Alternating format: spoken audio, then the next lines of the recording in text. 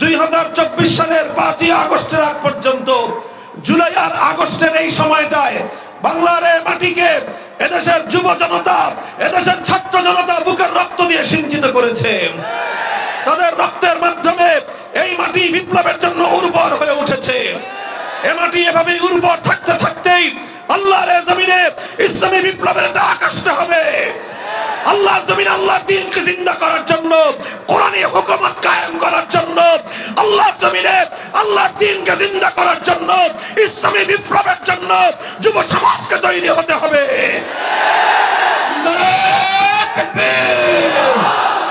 দিয়েছি তো রক্ত, রক্তের বন্যায় ভেসে যাবে অন্যায়। দুনিয়ার মুসলিম এক হও, এক হও, আল কোরআনের আলো। মুহতারাম হাজিরিন, এজন্য বলতেছিলাম কথা বুঝেন। মূল পয়েন্টটা আমাদেরকে বুঝতে হবে আগে, বুঝার পর এটাকে মনের মধ্যে গেঁথে নিতে হবে। এরপরে আল্লাহর নাম নিয়ে মাথায় কাফনের কাপড় বেঁধে নেমে যেতে হবে। সময় কিন্তু খুব কম।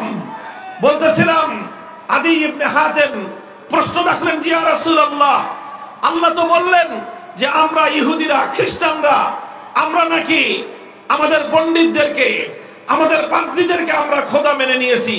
কই, আমরা তো কোনোদিন কোন পণ্ডিতকে বলি নাই সে আমাদের খোদা। আমরা তো কোনোদিন আমাদের কোন পাদ্রীকে বলি নাই সে আমাদের খোদা। তাহলে আল্লাহ পাক যে আমাদের ব্যাপারে কোরআনে পাকের আয়াত নাজিল করে অভিযোগটা করলেন, এই অভিযোগটা তো আমার বুঝে আসলো না। প্রশ্নটা বুঝেছেন? প্রশ্ন বুঝলে উত্তর বুঝে আসবে। যারা নাকি প্রশ্নই না বুঝে সে কি অ্যান্সার দিবে? প্রশ্নপত্র বুঝা এটা খুব ইম্পর্টেন্ট। অনেক ছাত্র আছে পরীক্ষার হলে গিয়ে তাড়াতাড়ি লেখা শুরু করে, প্রশ্ন বুঝে নেই, চাইছে একটা, উত্তর দিছে আর একটা। তো যতই ভালো উত্তর দেখ, নম্বর পাবে তা ঘোড়ার ডিম। এই জন্য আগে প্রথমে প্রশ্নটা খুব ভালো করে বুঝতে হবে। আদি ইবনে হাতেম এই প্রশ্নটাই রাখলেন যে আমরা তো কোনোদিন আমাদের কোন পণ্ডিতকে খোদা বলি নাই, আমরা তো কোনোদিন আমাদের কোন পাদ্রীকে খোদা বলি নাই। কথা বলেন ঠিক না বেঠিক? এই আমরা যখন আজকে আমার বাংলাদেশে যারা সেকুলারিজমের, সেকুলার ধর্ম যারা অনুসরণ করে, কোন ধর্ম? সবাই বলেন কোন ধর্ম? সেকুলার ধর্ম যারা অনুসরণ করে। সেকুলারিজম একটা ধর্মের নাম। সেকুলারিজম শুধুমাত্র একটা রাজনৈতিক মতবাদের নাম নয়। ধর্মনিরপেক্ষতা এটা শুধুমাত্র একটা রাজনৈতিক দর্শনের নাম নয়, বরং ধর্মনিরপেক্ষতা হলো একটা নতুন ধর্মের নাম। হিন্দু ধর্ম যেরকম একটা ধর্মের নাম, বৌদ্ধ ধর্ম যেরকম একটা ধর্মের নাম, খ্রিস্ট ধর্ম যেরকম একটা ধর্মের নাম, ইহুদি ধর্ম যেরকম একটা ধর্মের নাম, সেকুলারিজম, ধর্মনিরপেক্ষতা এটা একটা ধর্মের নাম। তবে এই ধর্মটা হলো হিন্দু, বৌদ্ধ, খ্রিস্টান, ইহুদি অন্যান্য ধর্মের চেয়ে আরো ভয়ঙ্কর একটা ধর্ম। কারণ যে হিন্দু সে বুঝে আমি হিন্দু, আমি মুসলমান না। বলেন, যে বৌদ্ধ সে বুঝে যে আমি বৌদ্ধ, আমি মুসলমান না। কাজে আপনি তাকে ইসলামের দাওয়াত দিতে পারেন, সে এক সময় গ্রহণ করতে পারে। যে দেখি খ্রিস্টান সে জানে আমি খ্রিস্টান, আমি মুসলমান না। যে ইহুদি সে জানে আমি ইহুদি, আমি মুসলমান না। কিন্তু যে সেকুলার সে নিজেকে মনে করে সে মুসলমান, অথচ সে কাট্টা মুশরিক। এই হলো সবচেয়ে ভয়ঙ্কর জিনিস। এই হলো সবচেয়ে ভয়ঙ্কর জিনিস। যে রোগী জানে আমার রোগ আছে, যে রোগী বিশ্বাস করে আমার রোগ আছে, সেই রোগীর চিকিৎসা করা সম্ভব। কথা বলেন ঠিক না বেঠিক? আর যে রোগী নিজেকে মনে করে যে আমার কোনো রোগ নাই, আমি সুস্থ, সেই রোগীকে কেউ চিকিৎসা করতে পারে না। হিন্দুকে ইসলামের দাওয়াত দেওয়া যায় কারণ সে জানে আমি অমুসলিম। বৌদ্ধকে ইসলামের দাওয়াত দেওয়া যায় কারণ সে জানে আমি অমুসলিম। খ্রিস্টানকে ইসলামের দাওয়াত দেওয়া যায় কারণ খ্রিস্টান জানে আমি অমুসলিম। আর ধর্মনিরপেক্ষ ব্যক্তি সে একজন বেঈমান হওয়ার পরেও, সে একজন মুশরিক হওয়ার পরেও সে নিজেকে করতেছি। আপনাদের কাছে কোন গোজামিলের কথা মামুনুল হক বলবে না, বলি না আমরা। পরিষ্কার আল্লাহর কোরআনের আলোকে স্পষ্ট করে দিব আপনাদের সামনে কেন আমাদের সঙ্গে তাদের লড়াই, কেন কেন এই ফ্যাসিবাদী শক্তি, কেন এই আওয়ামী দুঃসাহস, এই অত্যাচারী শক্তি বাংলাদেশে এত শক্তি থাকতে সবচেয়ে বেশি জুলুম কেন উলামায়ে কেরামের উপর করে বুঝতে পারবেন। কেন আমাদের কণ্ঠগুলোকে ওরা স্তব্ধ করতে চায় বুঝতে পারবেন। আমরা তো এত বড় শক্তি না, আমরা তো এত বড় কোন রাজনৈতিক দল না, তাহলে কেন আমাদেরকে নিষ্পেষণ করার জন্য, আমাদের কণ্ঠকে স্তব্ধ করার জন্য তারা কেন মরণপণ সমস্ত চেষ্টা করেছিল? কারণ একটাই, তারা জানতো এভাবেই যদি আমরা কথা বলতে থাকি এদেশের মানুষ সেকুলারিজমের ভাওতাবাজি বুঝতে পারবে। মুহতারাম হাজিরিন, আদি ইবনে হাতিম রাদিয়াল্লাহু তাআলা আনহু বললেন, আবার ওই প্রশ্নে আসতেছি, আবার ওই প্রশ্নটা বুঝেন। তিনি বললেন যে হুজুর, ইয়া রাসূলুল্লাহ, খ্রিস্টান ইহুদিরা তো কোনদিন কোন পণ্ডিতকে খোদা বলে নাই, কোনদিন কোন পাদ্রীকে খোদা বলে নাই, তাহলে আল্লাহ পাক কেন তাদের ব্যাপারে অভিযোগটা করলেন যে এরা তাদের পণ্ডিত এবং তাদের পাদ্রীদেরকে আল্লাহকে বাদ দিয়ে খোদা মেনে নিয়েছে? এই কথা আল্লাহ কেন বললেন? যেরকম ধর্মনিরপেক্ষতাবাদীরা বলে যে আমরাও তো নামাজ পড়ি, ধর্মনিরপেক্ষতাবাদীরা বলে যে আমরাও তো মুসলিম, ধর্মনিরপেক্ষতাবাদীরা যেভাবে বলে যে আমরাও তো হজ করি, সে একই কথা ছিল যে তারাও বলতো যে আরে আমরা তো আল্লাহকে বাদ দিয়ে কোন পণ্ডিতকে আমরা খোদা বলি নাই, আমরা তো আল্লাহকে বাদ দিয়ে কোন পাদ্রীকে খোদা মানি নাই। যেমন এরা বলে আমরা তো আল্লাহকে বাদ দিয়ে আমাদের নেতা নেত্রীদেরকে খোদা মানি না, তাহলে আমাদেরকে হুজুররা কেন মুশরিক বলে? প্রশ্ন এই জায়গায়, প্রশ্নের জবাব শুনেন। আল্লাহর নবী মুহাম্মদ আরবি সাল্লাল্লাহু আলাইহি ওয়াসাল্লাম হযরত আদি ইবনে হাতিমের প্রশ্নের জবাবে আরেকটা পাল্টা প্রশ্ন করলেন। কোন কোন বর্ণনায় প্রশ্নের আকারে এসেছে।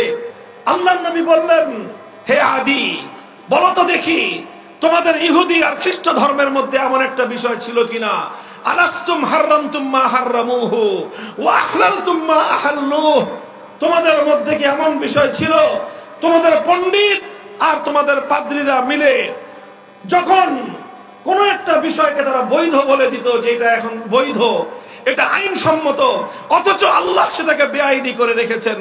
আল্লাহ বেআইনি করার পরেও পণ্ডিত আর পাদ্রীরা মিলে সেটাকে আইনসম্মত বলে দিলে তোমরা আল্লাহর কথা বাদ দিয়ে তোমাদের পণ্ডিত আর তোমাদের পাদ্রীদের কথায় সেটাকে তোমরা আইনসম্মত বলে মেনে নিতা, এমন বিষয় ছিল কিনা? এবার মাথা চুলকায়, কথা তো ছিল হুজুর। তোমাদের মধ্যে এমন কোন বিষয় ছিল কিনা, আলাস্তুম হাররামতুম মা হাররামুহু, কোন একটা জিনিসকে আল্লাহ বৈধ করে দিয়েছেন, একটা জিনিসকে আল্লাহ পাক বৈধতা দিয়েছেন, আর সেই জিনিসটাকে তোমাদের পণ্ডিতরা তোমাদের পাদ্রীরা মিলে অবৈধ বলে দিল, বেআইনি বলে দিল, তখন তোমরা আল্লাহর কথা বাদ দিয়ে তোমাদের পণ্ডিত আর তোমাদের পাদ্রীদের কথায় সেই জিনিসটাকে তখন তোমরা বেআইনি মনে করো, অবৈধ মনে করো। যেটাকে আল্লাহ বৈধ করলেন সেটাকে তোমাদের পণ্ডিতরা অবৈধ করে দিল, যেটাকে আল্লাহ অবৈধ করলেন সেটাকে তোমার পণ্ডিতরা বৈধ করে দিল। তোমরা সেটাকে মেনে নিয়েছিলা, এমন বিষয় ছিল কিনা? কয় হ্যাঁ হুজুর, তা তো ছিল। এবার হাদিসের কিতাব উল্টান, আবু দাউদ শরীফ, তিরমিজি শরীফ, এমনকি বুখারী মুসলিমের অনেক রিওয়ায়াতের মধ্যে এই বর্ণনাটা বিভিন্ন ভাষায় এসেছে। আল্লাহর নবী তখন বললেন, ফাতিলকা ইবাদাতুহুম ফাতিলকা ইবাদাতুহুম ফাতিলকা ইবাদাতুহুম, হে আদি, কান খাড়া করে শুনে রাখো, শুধু কাউকে সিজদা করলেই তাকে খোদা মানা হয় না, কাউকে সিজদা করলেই শুধু তাকে খোদা মানা হয় না, বরং আল্লাহ একটা জিনিসকে বৈধ বলে দেওয়ার পরে আরেকজন অবৈধ বললে তুমি আল্লাহটা বাদ দিয়ে অন্যের আইন যখন মানলা, যার আইন তুমি আল্লাহর আইনকে বাদ দিয়ে মানলা, তাকেই তুমি খোদা মানলা। কথা বুঝেন? তুমি যখন আল্লাহর আইন বাদ দিয়ে আরেকজনের আইন মানলা, তুমি শুধু তার আইন মানো নাই, তাকে খোদা মেনেছো। এটা আমার কথা নয়, এটা আল্লাহর কথা, এটা স্বয়ং আল্লাহ পয়গম্বরের কথা। মুহতারাম হাজিরিন, এবার বুঝেন, ইসলামের কালেমা হলো লা ইলাহা ইল্লাল্লাহ, চূড়ান্তভাবে আইন করার অধিকার একমাত্র কার? ধর্মনিরপেক্ষতাবাদীকে জিজ্ঞাসা করেন চূড়ান্তভাবে আইন করার অধিকার কার? ধর্মনিরপেক্ষতাবাদীরা একটা কথাই বলবে, সেটা বলবে হলো সার্বভৌম আইন পরিষদ, জনগণের ক্ষমতার মাধ্যমে প্রাপ্ত আইন পরিষদ, সংসদ যেটাকে আইন করে দিবে সেটাই আইন, সেটাই বৈধ। তো যখন ধর্মনিরপেক্ষতাবাদীরা একথাই বলে যে আইন তৈরি তৈরি করার সাথে আল্লাহর কোরআনের কোনো সম্পর্ক নাই, আইনের সঙ্গে ইসলামের কোনো সম্পর্ক নাই, আইনের সঙ্গে কোরআনের কোনো সম্পর্ক নাই। বরং মানুষ যেটা চাবে সেটাই বৈধ, মানুষ যেটা চাবে সেটা অবৈধ। ইসলাম বলে আল্লাহ যেটা চাবেন সেটাই বৈধ, আল্লাহ যেটা চাইবেন না সেটাই অবৈধ। আল্লাহ যেটাকে বলবেন সেটাই আইন। ধর্মনিরপেক্ষতাবাদীরা বলে সংসদ যেটা বলবে সেটাই আইন। ইমানদারদের রব হলেন আল্লাহ, ধর্মনিরপেক্ষতাবাদীদের রব হলো সংসদ।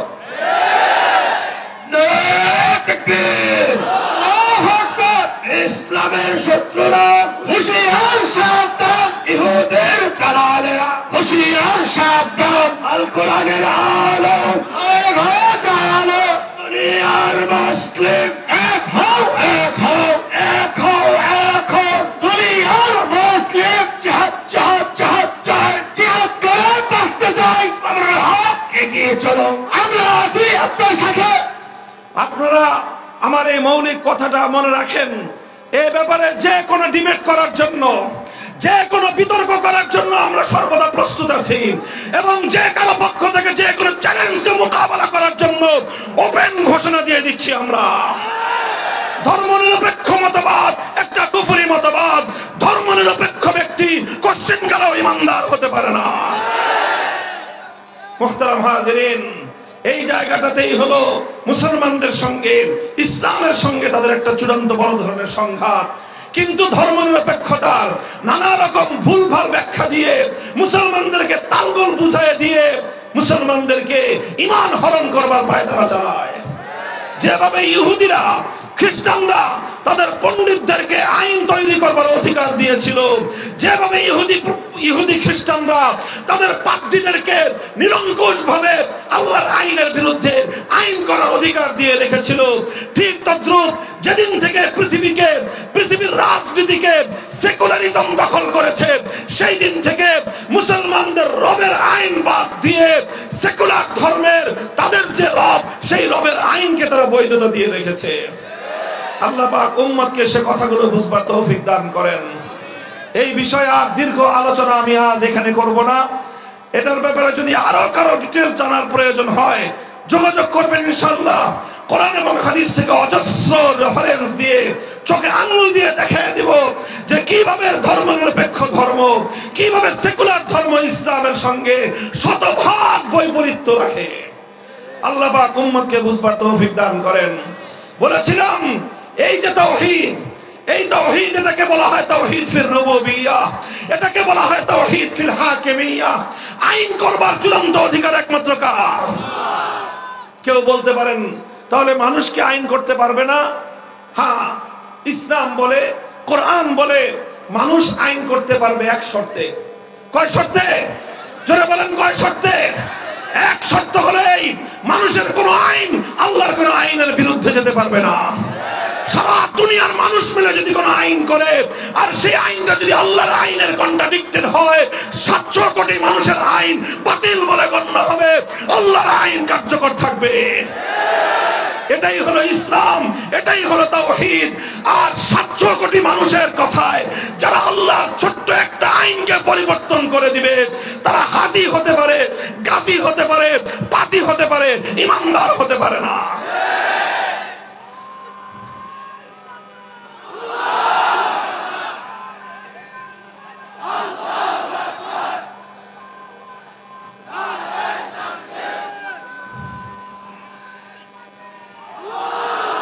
দেখেন, মুসলমানদের মধ্যে অভিশাপ ছিল না। মুসলমানরা কোনদিন তাদের সমাজে এক আল্লাহর আইন ছাড়া কোন মানুষের বানানো আইনকে তারা মেনে নিত না। এই অভিশাপ মুসলমানদের উপর চাপিয়ে দিয়েছিল ব্রিটিশ বেনিয়ারা। ব্রিটিশ বেনিয়ারা আমাদের দেশটাকে দখল করে সবচেয়ে বড় অভিশাপ যেটা আমাদের উপর চাপিয়ে দিয়েছে সেটা হলো আমাদের সমাজ থেকে, আমাদের দেশ থেকে আল্লাহর কোরআনের বিধানকে উৎখাত করে দিয়ে ব্রিটিশরা তাদের নিজেদের প্রবর্তিত আইন আমাদের উপর চাপিয়ে দিয়েছে। এরপরে মুসলমানরা সংগ্রাম করেছে, এরপরে মুসলমানরা লড়াই করেছে, মুসলমানরা জিহাদ করেছে, মুসলমানরা শাহাদাত দিয়েছে, মুসলমানরা রক্ত দিয়েছে। রক্তের সাগর বেয়ে ব্রিটিশদেরকে এদেশ থেকে বিতাড়িত করা হয়েছিল শুধুমাত্র এজন্য যে একটা দেশ হবে, একটা রাষ্ট্র হবে, সে রাষ্ট্রে আইন চলবে একমাত্র কার?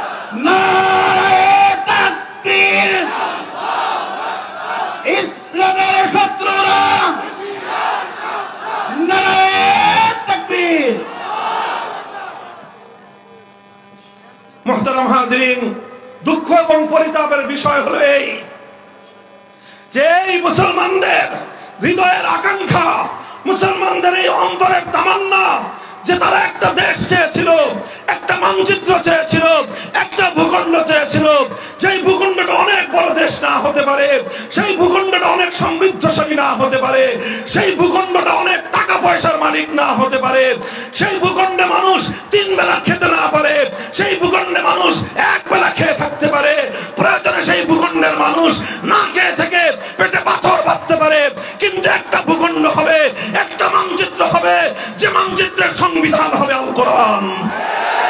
এই আল কোরআনের রাষ্ট্র করার জন্য, আল কোরআনের সংবিধান গড়বার জন্য, আল্লাহর আইন দিয়ে সমাজ পরিচালনা করবার জন্য রক্ত দিয়েছিল শহীদ তিতুমীর, রক্ত দিয়েছিল ফকির মজনু সাহরা, রক্ত দিয়েছিল হাজী শরীয়তুল্লাহরা, রক্ত দিয়েছিল হাফেজ জামিন শহীদরা, রক্ত দিয়েছিল সৈয়দ আহমদ শহীদরা। হাজার হাজার আলেম ফাঁসি কাষ্টে ঝুলিয়েছে, হাজার হাজার আলেমদের সন্তানরা ইতিম হয়েছে, স্ত্রীরা বিধবা হয়েছিল। উদ্দেশ্য ছিল একটাই, জমিন শাসন করবে মুসলমান, আইন চলবে কার? দুর্ভাগ্যজনক ভাবে পশ্চিম পাকিস্তানি স্বৈর শাসকরা 24 বছর পর্যন্ত মুসলমানদেরকে তাদের এই অধিকার থেকে বঞ্চিত রেখেছে, যার প্রেক্ষিতে 1971 সালে দেশটাকে দ্বিখণ্ডিত করা হয়েছে। 71-এর পর যখন দেশটা মুক্ত এবং স্বাধীন হলো, এই স্বাধীনতার পরে ভারতের তৎকালীন প্রধানমন্ত্রী ইন্দিরা গান্ধী, শ্রীমতী ইন্দিরা গান্ধী, যিনি ভারত যেটা নাকি একটা ধর্মনিরপেক্ষ রাষ্ট্র, সেই রাষ্ট্রের মূলনীতিগুলোকে শেখ মুজিবুর রহমান সাহেবের মাধ্যমে বাংলাদেশের সংবিধানের উপর চাপিয়ে দিয়ে বাংলাদেশটাকে ভারতের গোলামে পরিণত করেছে, বাংলাদেশটাকে ভারতের একটা গোলাম রাষ্ট্রে পরিণত করেছে, বাংলাদেশের সংবিধানকে ভারতের দাসত্বের শৃঙ্খলের অঙ্গীকার পত্র বানিয়েছে। এজন্য আমরা বলি, এটা চ্যালেঞ্জ করে আমি বলি, ইতিহাসের সূত্রে বলি, 1971-এর মুক্তিযুদ্ধে বিজয় অর্জন করার আগ পর্যন্ত বাংলাদেশে কেউ কোনোদিন ধর্মনিরপেক্ষতার কথা বলে নাই। শেখ মুজিবুর রহমান সাহেব ধর্মনিরপেক্ষতার কথা আগে বলেন নাই, আওয়ামী লীগ আগে ধর্মনিরপেক্ষতার কথা বলে নাই। আগে তারা বলতো পাস করতে পারলে কোরআন সুন্নাহ বিরোধী কোনো আইন আমরা করব না। এই অঙ্গীকার তারা করে ক্ষমতায় আসার পর তারা সব ইসলামের বিরুদ্ধে একটা একটা করে আইন পাস করেছে, রাষ্ট্র থেকে আল্লাহর নামটাকে তারা মুছে ফেলবার চেষ্টা করেছে। মুহতারাম হাজিরিন, এজন্য আমার আখেরি পয়গাম আপনাদের কাছে, আমার এই স্বাধীন মাতৃভূমির কাছে, এদেশের নতুন প্রজন্মের কাছে, এই জেনারেশনের কাছে আমাদের একটা পয়গাম, আমাদের একটা আহ্বান।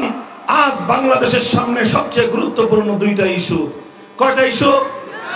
1 নম্বর ইস্যু হলো ভারতীয় আধিপত্যবাদ থেকে বাংলাদেশকে মুক্ত করতে হবে।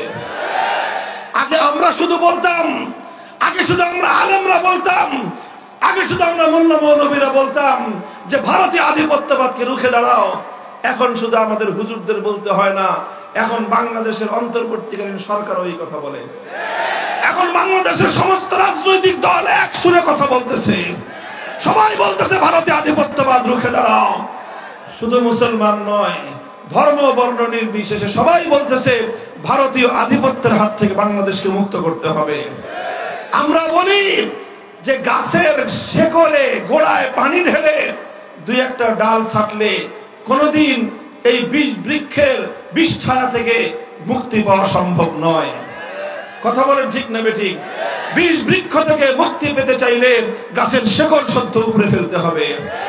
ভারতীয় আধিপত্যবাদকে যদি রুখতে হয়, ভারতের আধিপত্যবাদ থেকে যদি মুসলমানদের বাংলাদেশকে যদি রক্ষা করতে হয়, ভারতীয় আধিপত্যবাদের শেকড় হল বাংলাদেশের সংবিধানে ভারত থেকে পাচারকৃত আমদানিকৃত ধর্মনিরপেক্ষতাবাদ।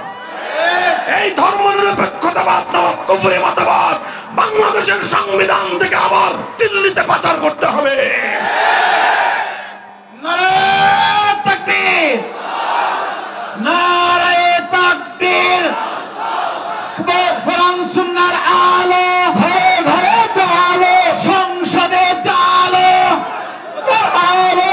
নারায়ে তাকবীর, আল্লাহু আকবার। উলামায়ে দেওবন্দ জিন্দাবাদ, জিন্দাবাদ। নারায়ে তাকবীর, আল্লাহু আকবার।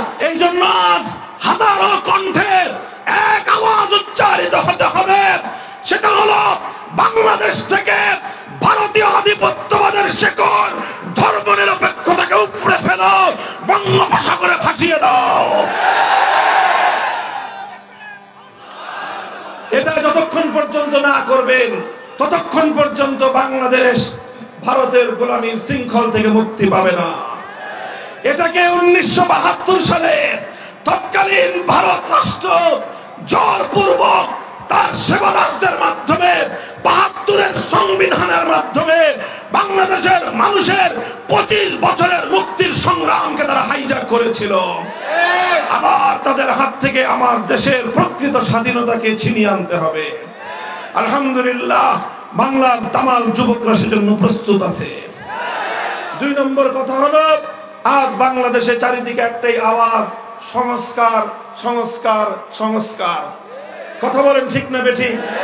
এই সংস্কারের হাজারো আওয়াজের ভিড়ে আমাদের স্পষ্ট একটা পয়গাম, মূল জায়গায় আমরা অন্তত আজকের এই বর্তমান বাংলাদেশের বাস্তবতায় ছোট্ট একটা সংস্কারের প্রস্তাব আমরা দিয়ে রাখছি। এটা শুধু আমরা টেবিলে বলবো না, এটা আমরা রাজপথে বলতেছি, এটা আমরা মঞ্চে ময়দানে বাংলাদেশের তাওহীদি জনতাকে বুঝিয়ে তাদের হৃদয়ঙ্গম করার জন্য বলতেছি। সেটা হলো এই, বাংলাদেশের সংবিধানে এমন অসংখ্য ধারা রয়েছে, এমন অসংখ্য উপধারা রয়েছে, যেই ধারা এবং উপধারাগুলোর কারণে বাংলাদেশের মানুষ চাইলেও পরিপূর্ণ ইসলাম কেউ মানতে পারে না। কারণ সবাই আমরা রাষ্ট্রের অধীনে, অর্থাৎ সংবিধানের অধীনে। এই সংবিধানের অধীনে থাকবার কারণে এই সংবিধান আমাকে এবং আপনাকে অনেক কুফরি কাজের সাথে সম্পৃক্ত হতে বাধ্য করে। আমরা বাধ্য হয়ে সেই কাজগুলো করি, এই জন্য আল্লাহ আমাদেরকে মাফ করে দিবেন। কিন্তু যারা সংবিধানের মাধ্যমে আমাদের উপর এই কুফরি কাজগুলোকে চাপিয়ে দিয়েছে, তাদের মুক্তির কোনো উপায় নাই। আর আমাদের মুক্তির একটা উপায়, যেহেতু আমরা বাধ্য হয়ে এই সকল ইসলাম বিরোধী কাজগুলো করতে বাধ্য হই, এজন্য আমাদের মুক্তির উপায় হলো আমাদেরকে এই কুফরি ধারাগুলো সংবিধান থেকে পরিবর্তন করার চেষ্টা করতে হবে। করবেন তো চেষ্টা? একটা নগদ চেষ্টার আহ্বান জানাই আমি আপনাদেরকে। একটা আওয়াজ তুলতে হবে বাংলাদেশে, সেটা হলো সংবিধান সংস্কারের সময় একটা ধারা, ছোট্ট একটা ধারা সংযুক্ত করতে হবে। এই ধারার মাধ্যমে আমরা গোটা বাংলাদেশের 18 কোটি মুসলমান অভিশপ্ত একটা ব্যবস্থা থেকে আমরা মুক্তি লাভ করতে পারবো। কুফরির একটা বাধ্যতামূলক ব্যবস্থা থেকে আমাদের ঈমান নিয়ে আমরা বেঁচে থাকতে পারবো। সেই ধারাটা হলো, আইন করতে হবে, সংবিধানে একটা ধারা সংযুক্ত করতে হবে। সেটা হলো এই, 90% মুসলমানদের এই দেশে ইসলামী শরিয়া বিরোধী কোন আইন, কোরআন সুন্নাহ বিরোধী কোন আইন, ইসলামী শরিয়া এবং কোরআন সুন্নাহ বিরোধী কোন ধারা, কোন বিধিমালা, কোন আইন, কোন বিধি, কোন কিছু কার্যকর হতে পারবে না। যদি এইরকম একটা ধারা, এইরকম একটা কথা যদি আমাদের সংবিধানে সংযুক্ত হয়, তাহলে এই সংবিধানের ওই ধারার মাধ্যমে বর্তমান বাংলাদেশের ইসলাম বিরোধী প্রত্যেকটি আইন অটোমেটিক ভাবে বাতিল বলে গণ্য হবে। আপনারা আমার এই দাবির সঙ্গে বুঝে শুনে সচেতন ভাবে কারা কারা একমত আছেন হাত তুলেন।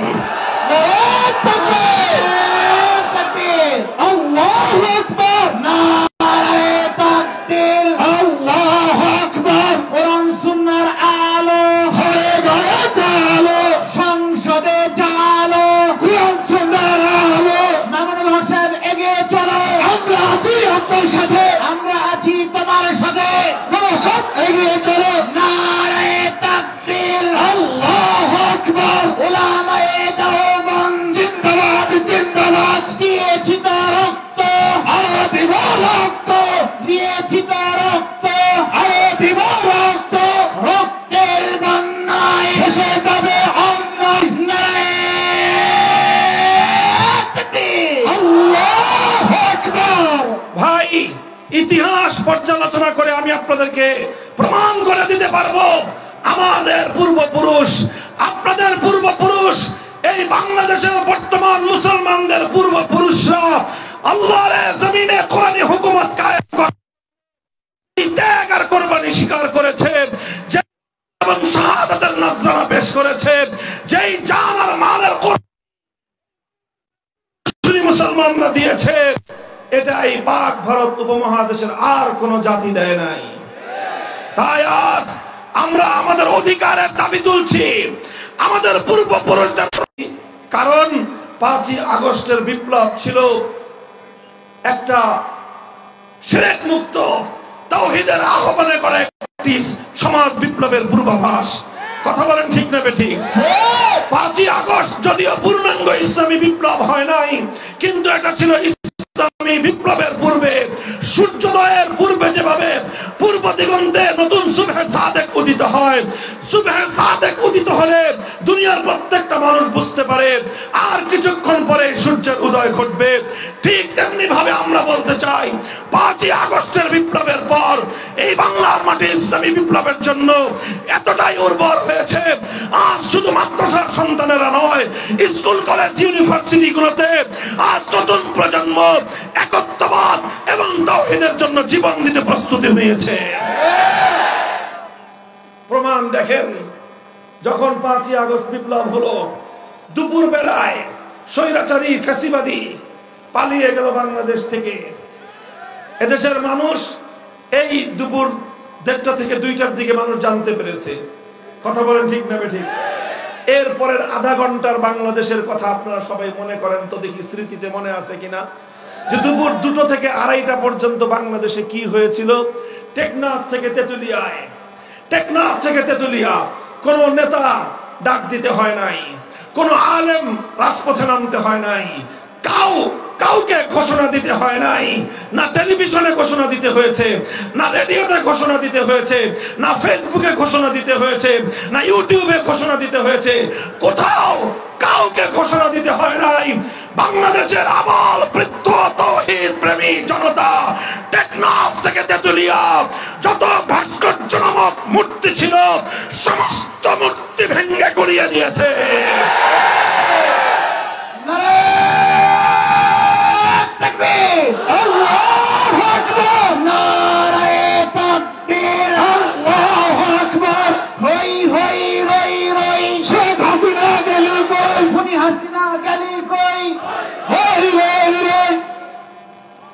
আমরা ওয়াজ মাহফিলের উপযোগী স্লোগান দেব ইনশাআল্লাহ। স্লোগান তো অবশ্যই দিতে হবে, তবে ওয়াজ মাহফিলের উপযোগী। কথা বলেন ঠিক না বেঠিক? পরিষ্কার কথা, এই যে সমস্ত ভাস্কর্যগুলোকে আল্লাহর জমিনে মূর্তি স্থাপন করার জন্য আমাদের কণ্ঠকে স্তব্ধ করার চেষ্টা করা হয়েছিল, যারা মূর্তির বিরুদ্ধে কথা বলেছে তাদেরকে জনবিচ্ছিন্ন করার জন্য এমন কোন ষড়যন্ত্র নাই ফ্যাসিবাদী সরকার যেটা করে নাই। কিন্তু এদেশের মানুষের হৃদয়ের মধ্যে তাওহীদের বীণ যখন বেজেছে, এদেশের মানুষের হৃদয়ে যখন তাওহীদের ঝংকার উঠেছে, কোন শক্তি, কোন পাহারা এই সকল ভাস্কর্য নামক শিরকের মূর্ত প্রতীক, এই প্রতিমাগুলোকে, এই মূর্তিগুলোকে রক্ষা করতে পারে নাই। 5 তলার সমান বিশাল দেবতার মূর্তিকে তাওহীদি জনতা গলায় সুতার রশি বেঁধে ভূপাতিত করে দিয়েছে।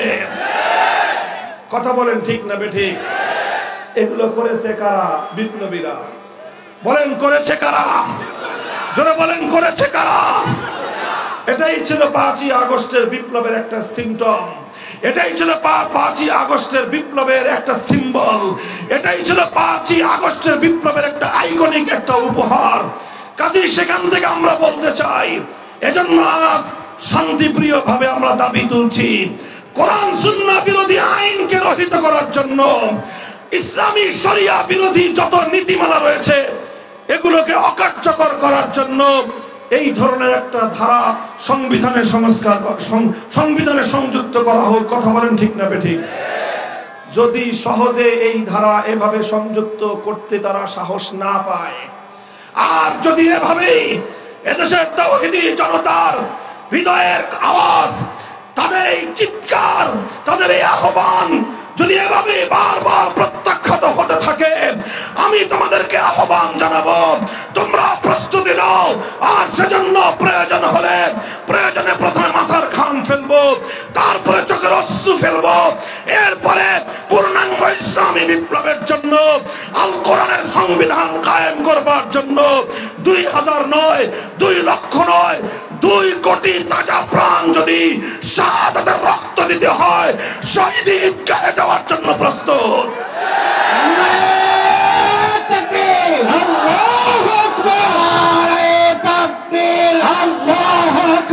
سبيلنا سبيلنا الجهاد الجهاد طريقنا طريقنا الجهاد الجهاد نعرة تكبير الله أكبر علماء حقاني زندباد زندباد। প্রস্তুত থাকবেন তো ইনশাআল্লাহ? এটা শুধু কথার কথা।